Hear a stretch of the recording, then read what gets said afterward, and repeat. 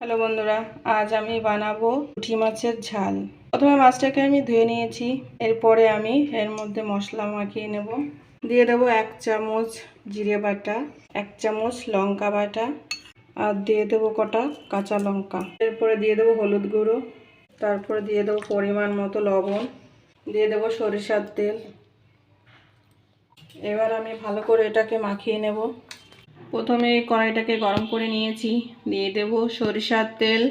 তেলটা গরম হয়ে গেলে দিয়ে দেব একটু জিরা ফোড়ন।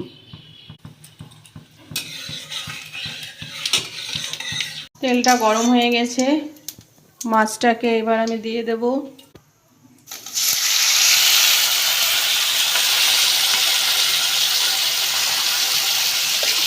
এবার এটাকে আমি একটু এপিট ওপিট করে উল্টিয়ে দেব। বাটিটা ধুয়ে একটু জল দিয়ে দেব, সামান্য একটু, যেহেতু পুঁটি মাছ ভাপা হবে, বেশি জল দেব না। এটাকে আমি ঢেকে দেব। দেব ভাজা গুঁড়ো, গরম মশলার গুঁড়ো। এটাকে দিয়ে আমি একটু মিশিয়ে নেব। রেডি হয়ে গেছে আমার পুঁটি মাছ ভাপা। আমাদের যদি ভালো লাগে কমেন্ট করে জানিও পুঁটি মাছ ভাপাটা কেমন হয়েছে।